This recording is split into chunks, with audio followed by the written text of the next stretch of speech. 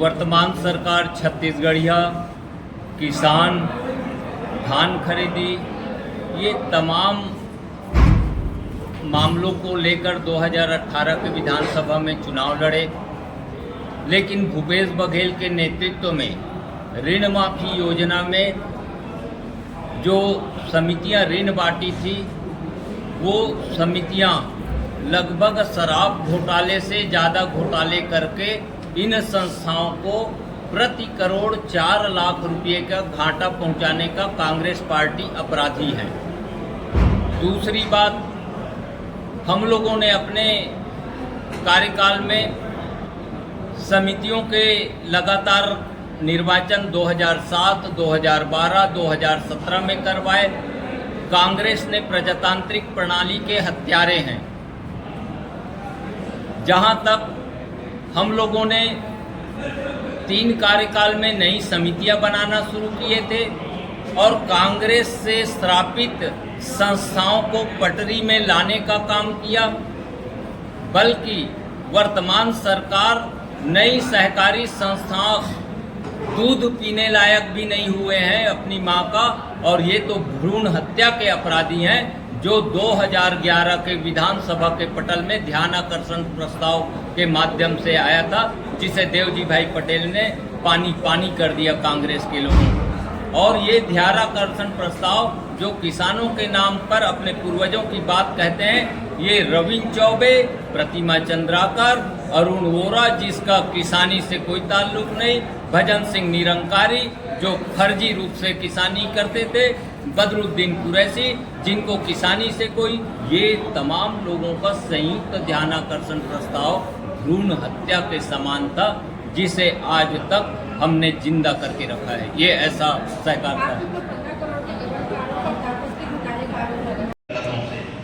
एक हुआ पंडित प्रकाश चंद्र सेठी का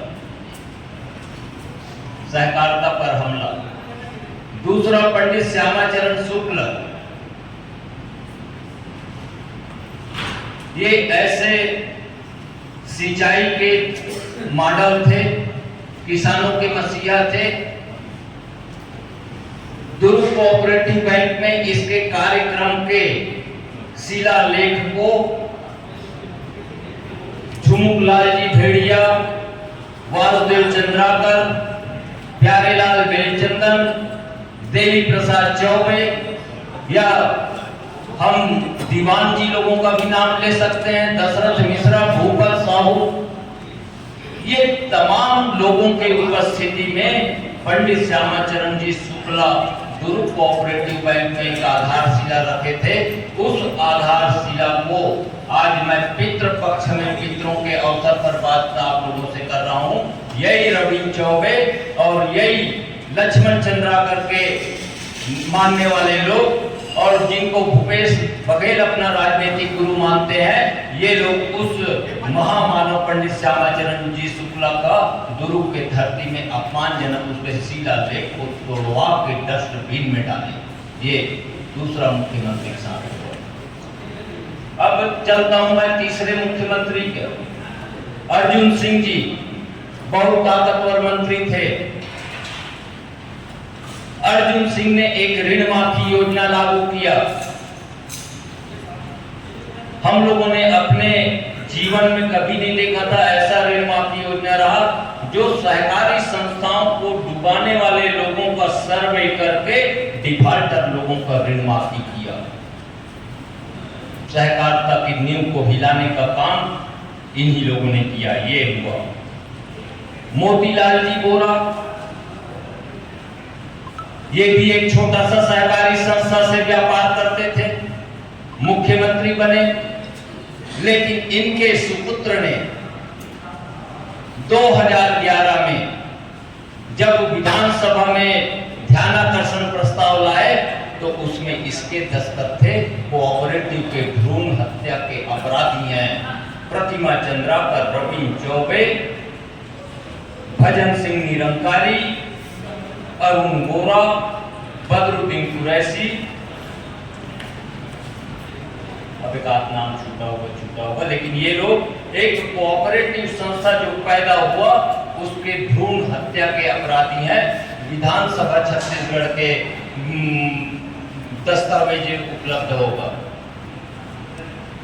देवजी भाई पटेल जैसे लोग, कृषि मंत्री चंद्रशेखर साहू जैसे लोग, ये तमाम लोग जब उस मामले पर आगे चर्चा किए तो ये सब पलायन कर गए, लेकिन कलंक इनके नहीं मिटेंगे, ये कलंकित हुए। ये मोतीलाल जी वोरा का हो गया। दिग्विजय सिंह मालवा और सीहोर और ग्वालियर संभाग में नकली फर्जी एक सहकारी संस्था का निर्माण नहीं किया। यदि निर्माण किया आधी रात को तो छत्तीसगढ़ के धरती में और वासुदेव चंद्राकर को टिकट देने के लिए गुरमुख सिंह होरा के नेतृत्व में राजनांदगांव में सब्जी उत्पादक सहकारी संस्था आधी रात को बनाए।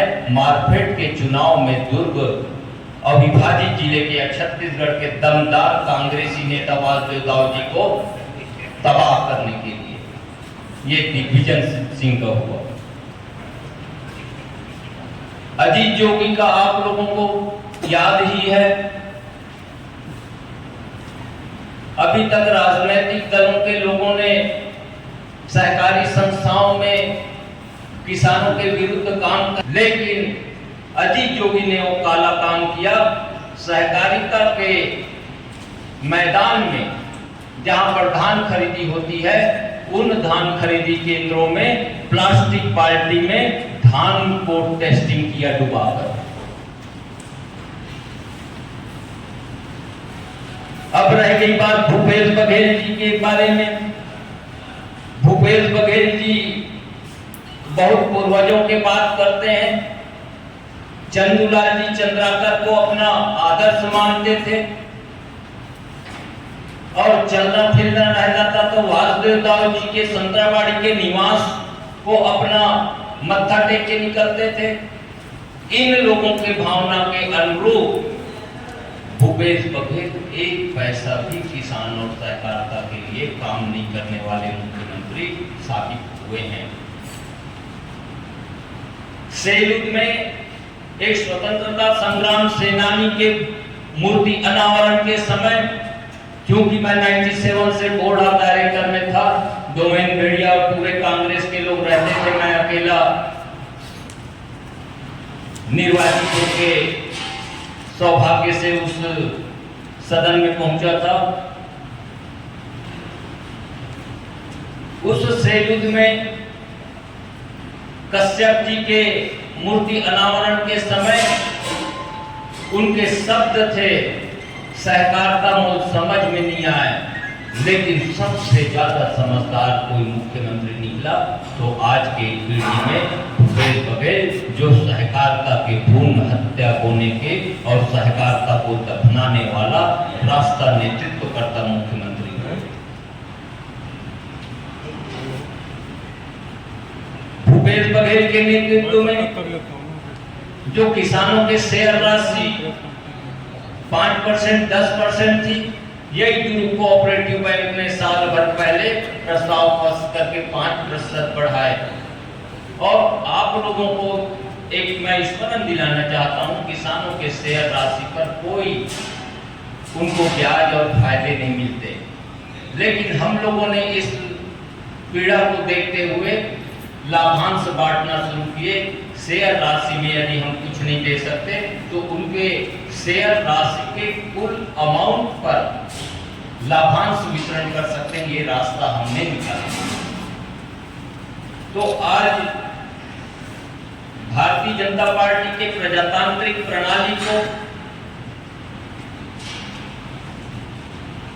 नेस्तनाबूद करने वाले नेतृत्व करता हुए भूपेश बघेल, भारतीय जनता पार्टी की प्रथम निर्वाचित सरकार 2007 में समितियों का चुनाव किया, 12 में किया, 17 में किया। उसके बाद इनके आते ही वो पहिया थम गया निर्वाचन का। बड़े संस्थाओं का बात समझ में आता है, जहां पर आधा एकड़ 1 एकड़ से लेके 55 और 75 और 200 एकड़ तक के किसान रहते हैं, वहां पर हम लोगों ने कभी भी नजर उठाकर राजनीति नहीं किए, लेकिन ये कांग्रेस के लोग किए। 1800 गांव में 182 समिति के गोडाउन थे। हमने उस गोडाउन को यदि बैंक को मजबूत किए तो इनकम टैक्स के पैसे को बचाकर, इनकम टैक्स को बचाकर हमने किसानों के सुविधा के लिए गोडाउन बनाए। किसी का कहीं पर कोई हक नहीं, यहाँ तक कि छत्तीसगढ़ सरकार और भारत सरकार के तिजोरी पर एक पैसा भी भार नहीं डाले। किसान और डिस्ट्रिक्ट कोऑपरेटिव बैंक ने आपस में, जैसे गणेश चंदा होता है, वो चंदा करके हम लोगों ने इतना बड़ा काम किए। जैसा सोसाइटियों के लिए आज मैं कह सकता हूँ हिंदुस्तान की कोई भी सोसाइटी में बैंक और सोसाइटी मिल के किए होंगे ऐसा काम हम लोगों की हमारी टीम ने किया। और आज भी मन में है, 11 माह पहले वो बात तो वैसे बोल डाला हूँ, कमिश्नर को जो ज्ञापन दिए हैं आज तक पता